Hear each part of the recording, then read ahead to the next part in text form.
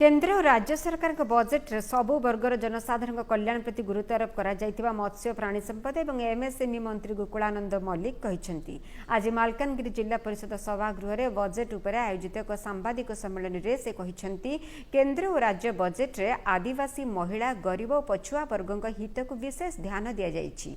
Double engine सरकार budget ऐतिहासिक दूरदृष्टि संपन्न बोली से कहते।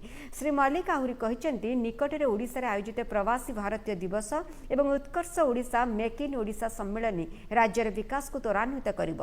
एहा द्वारा राज्य में व्यापक पुंजीनिवेश सृष्टि हेब।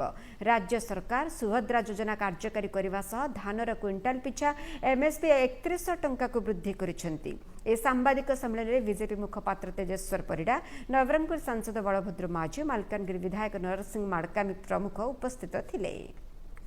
युवक मान हरिजन मान आदिवासी मान मध्यवित्त वर्ग स्वतंत्र भाव में ओडिशा को जो एक विकसित राज्य 2036 रे परिणत करने आम प्रिय प्रधानमंत्री जो स्वप्न रही 2047 सुधा भारत एक विकसित देशर परिणत हम एवं 2036 बेलू जो उत्कल स्वतंत्र प्रदेश गठन 100 वर्ष पूर्ति हम से ओडिशा एक समृद्ध विकसित राज्य परिणत करने